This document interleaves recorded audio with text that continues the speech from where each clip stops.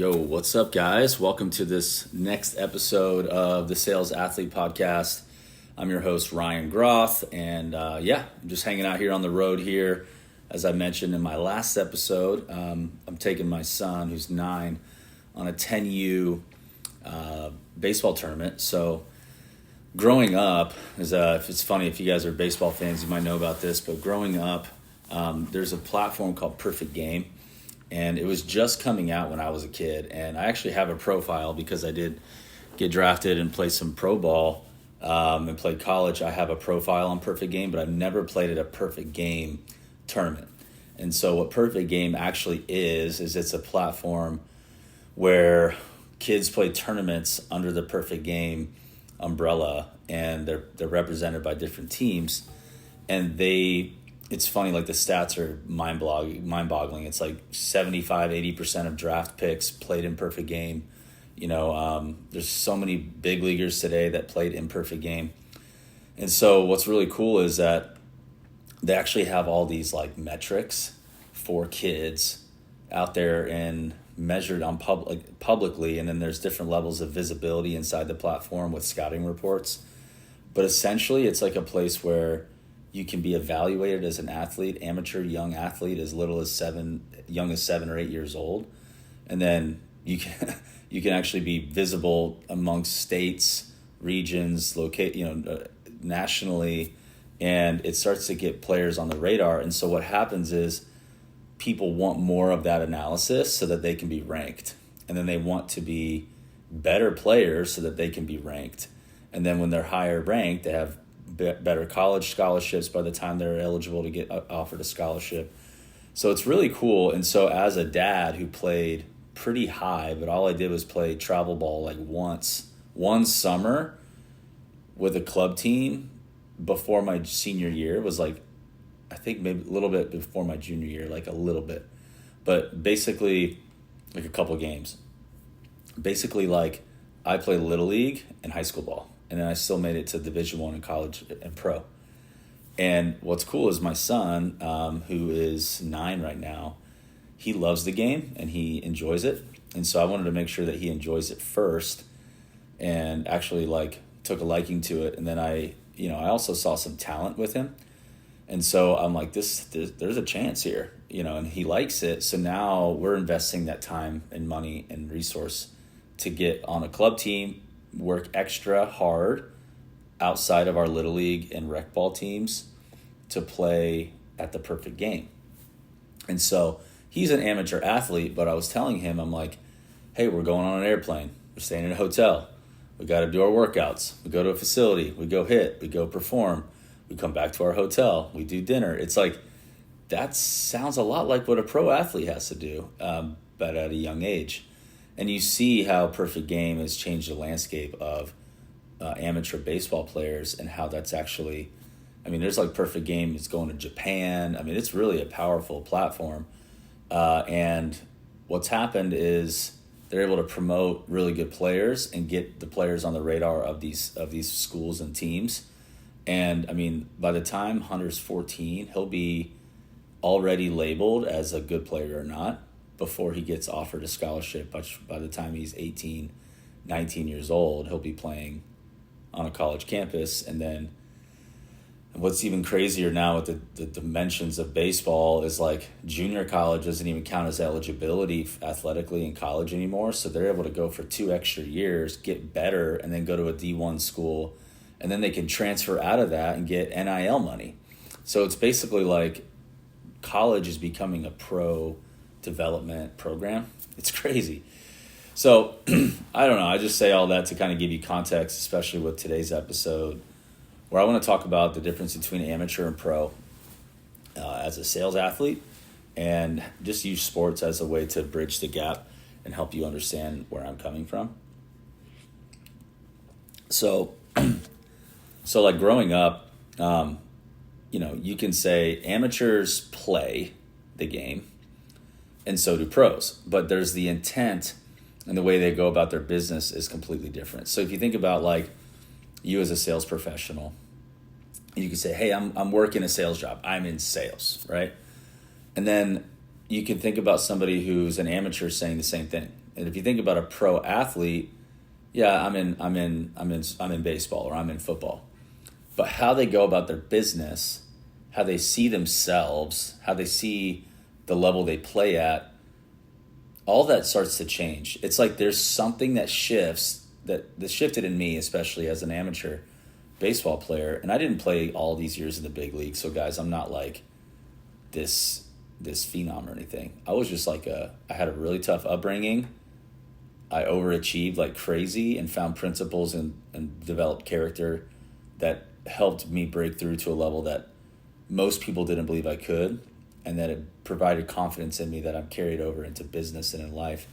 That's helped me break generational patterns and things like that to crush life and be. I think I'm a very successful person compared to what I would have viewed myself as a 16-year-old, but I still have so much more I want to get to. So I have a long way to go, but I'm super thankful for the progress, and a lot of it I credit to this mindset. So, so basically, if you think of like, there's a scripture that says, as a man thinketh, so is he. And basically, it's like you're creating a reality for yourself by what you perceive and think of yourself as.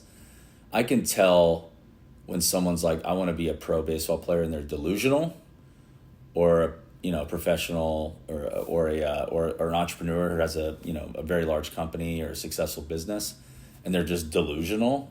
And some that are like, you could tell that they're actually going to do it. So the reality is to get to the level that we're talking about from amateur to pro is a massive climb. It's like a Mount Everest, and it's going to take an entirely different level of focus and commitment to get there. So for me, it started to shift. I read this scripture once, and it said, the sluggard craves and gets nothing, but the desires of the diligent are fully satisfied. So I started to realize that if I'm going to become a professional baseball player, a Division I baseball player, and I'm looking around at my peers and I'm noticing people dipping, playing video games, partying, hanging out with the girls at the dorms, goofing off in the weight room. At the end of the day, I realized they are average. I remember there was a time where I was playing ball and we did this mile run competition. And I remember one day we were running the miles, and I remember one day this guy, I slowed down to see a friend because, like, again, I like to be friendly and stuff, and I remember this is a joke. This is completely a joke that he was making a joke, but he said, "Welcome to the dark side," kind of like Star Wars or something, like the dark side. And something hit me. I was like, dude, snap out of it. Like, this is where the losers are. This is where the bench warmers are. This is what people who won't make it to the next level say. And I was like, peace. And I just started running, and I got the fastest time. And it was a 5-minute, 26-second mile. That's the fastest I've ever ran it. I'm no track runner, but 5:26 is pretty fast. I could not run that today. I'm a little larger than I used to be. I got a lot more muscle mass. I'm like 235, 240 pounds, and big and beefy. Where I was like a lean runner, about 190, 195 when I did that. And so anyway, it got me realizing the extra mile is a lonely road. If I wanted to become a professional Division I baseball player, I would have to do what nobody else is doing. What nobody else is doing. I got to do what pros do, not what amateurs do. So you think about like your sales career, and you think about where you're at today. It's like, what's nobody doing, but pros do? I should do that, right? So for one, as you kind of think about this in your sales career, there's a couple things that I notice that amateurs don't do that pros do. If you look at a pro right now today, a pro athlete, they're going to know their numbers. They're going to know their exit velocities, their spin rates. They're going to know their first home to first numbers. They're going to know their 60 time. They're going to know their launch angles. They're going to know all kinds of stuff, right? Amateurs have no freaking clue. They're like, I don't know. Salespeople. Professionals know their closing ratios. They know their targets. They know their percentage against goal. They know their average deal size. They know their average length of discovery, the average length of presentation. They know their show-up rates from discovery to presentation. They know their closing ratios. They know they know their selling cycles, their average ticket sizes, things like that. They know the number of self-generated leads versus company-generated leads. They even start to know like marketing. They start to know the types of leads that they do better with. They start to understand their referral partners. They start to proactively look for their cookies to go smash and eat, right? Sound like a baseball player, I know. Like, well, hey, I know what kind of pitchers I like to hit. I know what kind of pitches I'm good at hitting. I have an increased percentage when it's this or that. Amateurs have no freaking clue. Professionals look at game tape. They look at it. They welcome it. They want someone to look at the game tape. Professionals in today's game look at game tape after they get out. They look at the iPad or the tablet and they see where they fell short in like the next at bat. And then they make an adjustment in real time and go hit. Amateurs don't even know where to start when it comes to measurement. They don't even know where to start when it comes to game tape. They have no freaking clue. So what I'm saying is that amateurs and pros are different. And as a man thinketh, so is he. If you are in sales and you're like, I'm a professional sales rep. I'm a professional account executive. I am a professional growth consultant. I'm a professional. Well, how do you know? Do you do what pros do? Just because you get paid for it? If you're a free agent right now, would somebody sign you because they're like, this guy's a beast or she's a beast? I think that many people underestimate what's really professional, what's really good. Do I have any objective analysis to help me understand where I measure up amongst others? Have I any clue of where I'm at? So going back to like this perfect game platform, what I'm excited about is Hunter, my son, is rising to the occasion, and he's going to get a wake-up call real soon because in Houston in November, we're actually going to a perfect game tournament, like the big kahuna. And what's going to happen is we're going to see kids from Alabama, Georgia that are twice the size of, of Hunter, and he's going to be like, whoa, and he's going to be like, wow, I'm going to have to work harder. I'm going to have to play faster. I'm going to have to be different and spend my time differently preparing for these tournaments. And then what's going to happen is there's going to be numbers displayed, and then there's going to be rankings soon. Is he a top player in the state of Hawaii? Is he not? That's where we live. Is he a top player in the country? Is he not for his class? And what I like about being around others and understanding where you actually measure up is it helps you to discern if you're any good. If you're any good. How do you know you're any good? I don't confide in people doing revenue less than me or the same as me. I love them. There's some incredible people that do that. But I want to follow somebody doing 5 to 10 times more than me or whatever. And they're going to give me something that I need to hear and help me actually grow. So I have some mentors. I paid consulting, and both of which are either doing 30 million or 200 million. And what's cool is that they're both saying the same stuff, which validates the decision I need to make to change my business, right? One of those things is 5Xing organic content, which is why I'm here on this podcast, because I've withheld my best stuff only for customers. Well, what do I need to do now is hold nothing and give my very best to everyone that I can, from my heart, from my experience, from my knowledge, from my work, to level up the industry that I serve and the people that I help.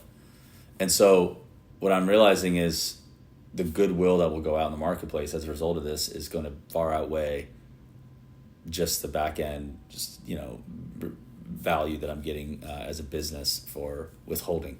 All that said is there's a couple major critical tasks that have come out of me being around pros who are actually pros. And I don't view myself and say, I can never be that good. I can never be like them. That doesn't cross my mind. I just say, okay, if that's what they're doing as a pro, and I know myself, I know what I can do, I think we can figure this out and start taking steps. The difference between amateur and pro as well is the willingness to work. Amateurs are tired. They just play the game. They warm up, show up. Amateurs just leave and go home, right? They're thinking about the next thing. Professionals don't have an off switch, man. They're like on. Yes, they have balance. Yes, they can create other things that are valuable for them, but most of the time, there's no off switch.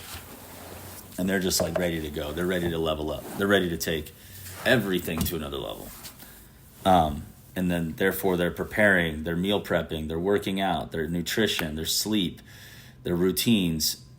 It's because they're hungry and they're realizing that somebody else is working harder than them. And the pros have endurance. They have a long-term approach. They're like, I know that this will happen eventually. If I continue to work hard, I will get better. The sluggard craves and gets nothing. The sluggard says, I want to be a pro. But the desires of the diligent are fully satisfied. Amateurs go look at the pros and say, oh, they're so awesome. I would love to do that. Look how amazing they are. And pros definitely do too. But pros are also like, hey, I got a little bit of something in me that's saying I can do that too, or I do that too. I do that just as good as him or her. And that doesn't mean you're necessarily delusional. It means you're viewing yourself rightly if you want to be that. As a man thinketh, so is he. So there's a few things that salespeople need to do. They need to know their numbers. They need to know your numbers. Have accessible data. Be a pro. Know your stuff. Pros have coaches and they look at game film. They look at game tape. They look at the tape. They look at the numbers. They look at the tape.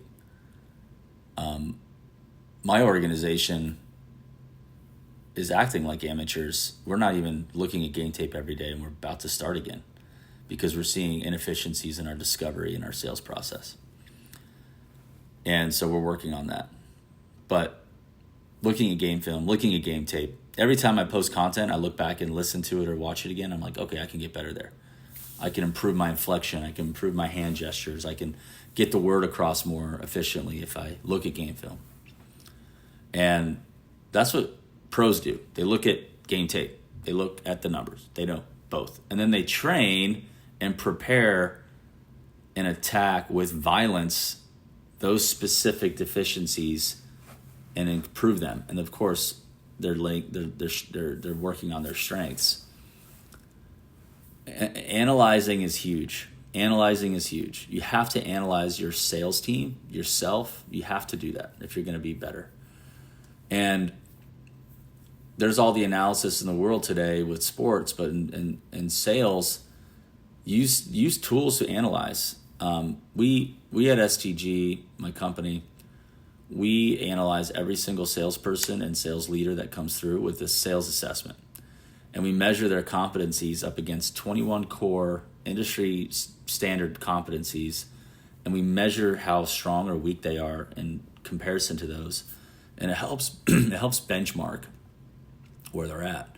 And then we know KPIs. We know what best-in-class KPIs should look like. So we actually ask them our clients to provide those numbers for us too, so we can see where the drop-offs are, the constraints are. So we have like quantitative and qualitative constraint points that we're able to identify when we analyze against elite. So you're basically like, what's elite? Where do I stand up and measure against elite? And Yeah, it's funny. Like I remember when I was younger, Ichiro was coming onto the scene.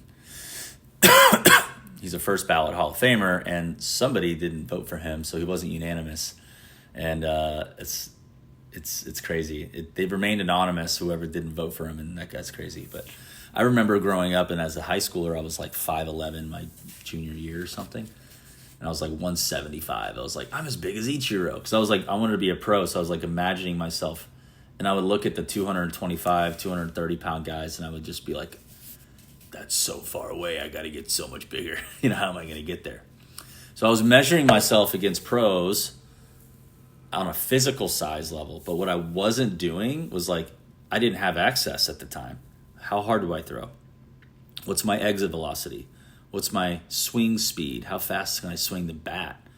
How fast am I running? Am I actually running as fast or faster or close to the pros? These are all things that I didn't know. But what's crazy is you have access to that today, and I'm going to be fostering that with my son. But with you as salespeople and business people, you need to know where you measure up. Am I best in class with my KPIs? Am I best in class or not? Am I elite? Am I on the level of pro or am I not?